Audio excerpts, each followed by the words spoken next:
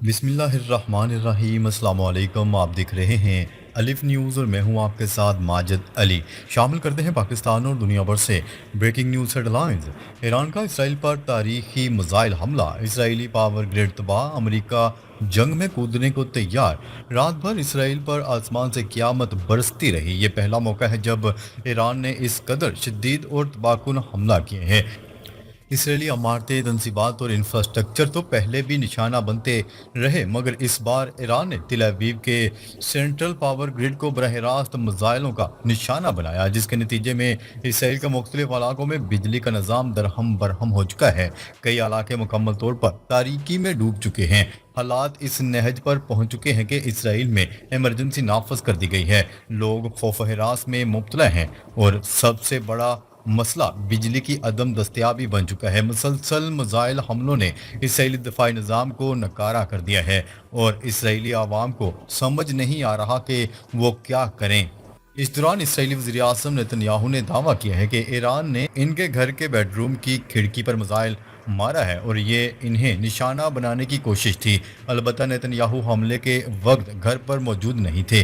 ان کے اس بیان کو بڑھا چڑھا کر بیان کرنے کی کوشش سمجھا جا رہا ہے تاکہ امریکہ کو جنگ میں مکمل طور پر شامل کیا جا سکے۔ اب صورتحال یہاں تک پہنچ چکی ہے کہ امریکہ کے 24 کے قریب ری فیولنگ ٹینکر یورپ روانہ ہو چکے ہیں۔ ایسی نقل و حرکت عام روٹین میں نہیں دیکھی جاتی، جس کا مطلب ہے کہ امریکہ اس جنگ میں براہ راست شمولیت اختیار کرنے والا ہے۔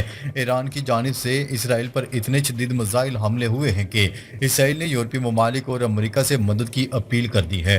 اسرائیلی دفاعی نظام مکمل طور پر فیل ہو چکا ہے اور وہ مسلسل میزائل حملے روکنے میں ناکام رہے ہیں۔ امریکہ اور اس کے اتحادی اگر اس جنگ میں کود پڑے تو پھر یہ عالمی جنگ کی شروعات ہو سکتی ہے۔ روس اور چین اس صورتحال میں خاموش نہیں بیٹھیں گے، کیونکہ ایران اس وقت اکیلا کھڑا ہے اور کسی اسلامی ملک نے کھل کر اس کی مدد کا اعلان نہیں کیا۔ صرف برطانیہ نے امریکہ کے ساتھ مکمل شراکت کا عندیہ دیا ہے، جس پر روس نے سخت رد عمل دیا ہے۔ ادھر ایران نے واضح طور پر اپنے عزائم کا اعلان کر دیا ہے کہ وہ اسرائیل کی فوجی فیکٹریوں، energy sites, command and control centres کو تباہ کرے گا تاکہ اسرائیل مکمل طور پر مفلوج ہو جائے۔ ایرانی حکام کا کہنا ہے کہ انہوں نے اسرائیل کے تمام خفیہ بنکروں، گھروں اور تنصیبات کی معلومات حاصل کر لی ہیں اور اب ان پر کارروائی کا وقت آ گیا ہے۔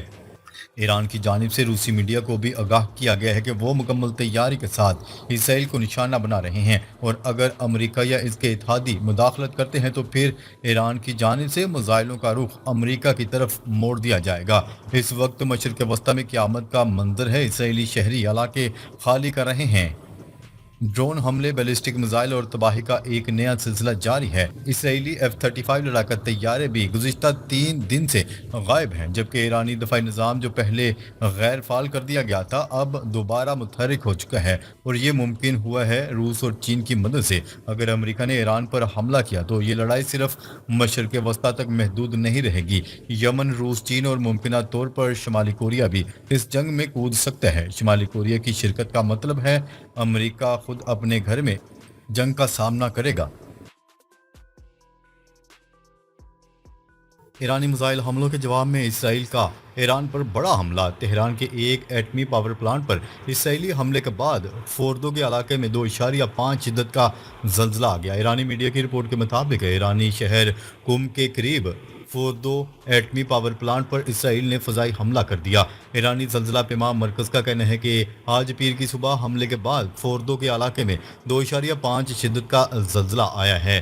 میڈیا رپورٹ کے مطابق زلزلہ فوردو جوہری تنصیب سے 35 کلومیٹر دور واقع شہر قم میں آیا ہے۔ فوردو ایٹمی پاور پلانٹ کو ایران کی سب سے زیادہ مضبوط زیر زمین جوہری تنصیب سمجھا جاتا ہے، جہاں اسرائیلی حملے کے بعد زبردست دھماکہ سنا گیا۔ CNN کے مطابق اسرائیل نے جوہری ریسرچ سے وابستہ اعلیٰ سائنسدانوں کے علاوہ 3 اہم ایرانی جوہری تنصیبات نتنز، اصفہان اور فوردو کو نشانہ بنایا، جس کے بعد نقصانات نظر آنا شروع ہو گئے۔ سیٹلائٹ کی تصاویر اور ماہرین کے تجزیے سے یہ اشارہ ملتا ہے کہ حملوں کا کم از کم 2 مقامات پر خاصا اثر پڑا ہے۔ ایران انٹرنیشنل نے رپورٹ کیا ہے کہ اسرائیل نے حملوں میں اضافہ کر دیا ہے اور اتوار کے روز تہران کے تقریباً ہر محلے کو نشانہ بنایا گیا، جس سے شہری دارالحکومت سے نکل گئے ہیں۔ اسرائیلی جنگی طیاروں نے مغربی اور شمالی ایران میں میزائل ڈپو اور فوجی انفراسٹرکچر کو بھی نشانہ بنایا۔ ایران انٹرنیشنل کی رپورٹ کے مطابق اسرائیل نے باضابطہ طور پر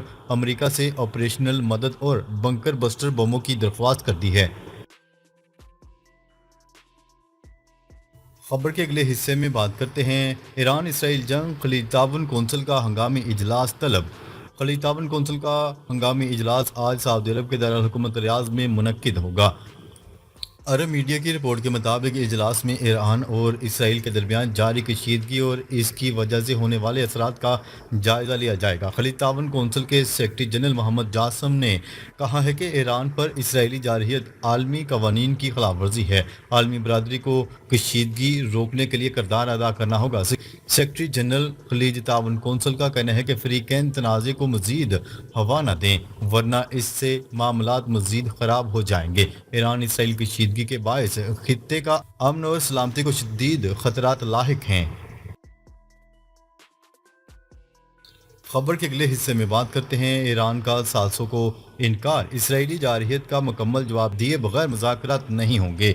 ایران اور قطر اور عمان کے سالسوں کو واضح طور پر آگاہ کر دیا گیا ہے کہ وہ اسرائیلی حملوں کے دوران کسی بھی قسم کی جنگ بندی پر مذاکرات کے لیے تیار نہیں۔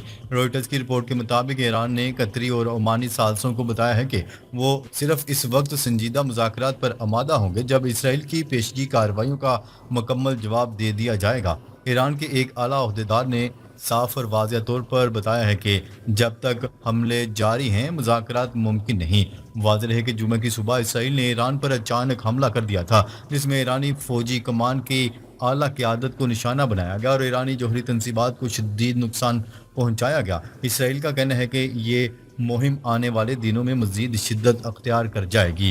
دوسری جانب ایران نے شدید ردعمل دیتے ہوئے کہا ہے کہ وہ جہنم کے دروازے کھول دے گا اور یہ کشیدگی دونوں دشمن ممالک کے درمیان اب تک کی سب سے بڑی محاذ آرائی میں تبدیل ہو چکی ہے۔ عہدیدار کا مزید کہنا تھا کہ کچھ میڈیا رپورٹس میں یہ دعویٰ غلط ہے کہ ایران نے قطر اور عمان سے امریکہ سے جنگ بندی اور جوہری مذاکرات کی بحالی کے لیے مذاکرات کی درخواست کی ہے۔ یاد رہے عمان حالیہ مہینے میں ایران اور امریکہ کے درمیان جوہری مذاکرات کے لیے ثالثی کا کردار کرتا آ رہا ہے، اگرچہ ان مذاکرات کا تازہ ترین دور اسرائیلی فضائی حملوں کے اگلے ہی دن منسوخ کر دیا گیا تھا۔ خبر کے اگلے حصے میں بات کرتے ہیں اسرائیل کے حملوں کا نتیجہ ایران میں حکومت کی تبدیلی ہو سکتا ہے، نیتن یاہو۔ اسرائیل کے وزیر اعظم نیتن یاہو نے کہا ہے کہ ایران میں حکومت کی تبدیلی اسرائیل کے حملوں کا نتیجہ ہو سکتی ہے، کیونکہ اسرائیل خطرات کے خاتمے کے لیے کچھ بھی کر سکتا ہے۔ غیر ملکی خبرساں ادارے روئٹرز کی رپورٹ کے مطابق امریکی نیوز چینل کو دیے گئے انٹرویو کے دوران اسرائیلی وزیر اعظم نیتن یاہو سے سوال کیا گیا کہ ایران میں حکومت تبدیلی اسرائیلی کوششوں کا حصہ ہے تو انہوں نے کہا یہ نتیجہ ہو سکتا ہے کیونکہ ایران کی حکومت بہت کمزور ہے۔ انہوں نے کہا ہے کہ ہم اپنے دو بڑے عزائم کے حصول کے لیے جو ضروری ہوا وہ کریں گے، جن میں اسرائیل کے لیے موجودہ خطرات بشمول جوہری خطرہ اور بیلسٹک میزائل کا خطرہ شامل ہے۔ اسرائیلی وزیر اعظم نے کہا کہ ہم نے خود کو بچانے کے لیے اقدامات کیے، لیکن میں سمجھتا ہوں صرف اپنی حفاظت نہیں بلکہ دنیا کو اس حکومت سے محفوظ رکھنا ہے۔ ہم دنیا کی خطرناک حکومت کے پاس خطرناک ہتھیاروں کی موجودگی کا متحمل نہیں ہو سکتے۔ خبر کے اگلے حصے میں بات کرتے ہیں ایران اسرائیل جنگ، حماس کا بڑا بیان سامنے آ گیا۔ فلسطینی تنظیم حماس کے عسکری ونگ القسام بریگیڈ نے ایران اسرائیل جنگ کے تناظر میں ایران سے مکمل یکجہتی کا اظہار کیا ہے۔ غیر ملکی ذرائع ابلاغ کی رپورٹ کے مطابق فلسطینی تنظیم حماس کے عسکری ونگ القسام بریگیڈز نے ایران اسرائیل جنگ سے متعلق اپنے بیان میں کہا ہے کہ ہم ایران کی قیادت اور عوام کے ساتھ کھڑے ہیں۔ القسام بریگیڈ کی جانب سے اسرائیلی حملوں میں شہید ہونے والے ایرانی فوجی کمانڈرز اور شہریوں کی شہادت پر افسوس کا اظہار کیا گیا اور فلسطینی کاز اور مزاحمت کی حمایت میں ایرانی رہنماؤں کے تاریخی اور اہم کردار کو سراہا گیا۔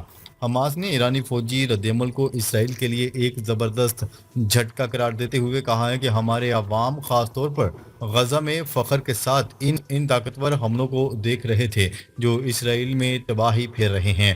حماس کے اس بیان کو ایران اور فلسطینی مزاحمتی تنظیموں کے درمیان اتحاد کا مظہر قرار دیا جا رہا ہے جو اسرائیل کے خلاف خطے میں مزاحمت کی نئی جہد کی طرف اشارہ کرتا ہے۔ ناظرین، اب تک کے لیے اتنا ہی۔ مزید خبریں لے کر بہت جلد آپ کی خدمت میں حاضر ہوں گے۔ تب تک کے لیے اپنا خیال رکھیے گا۔ اللہ نگہبان۔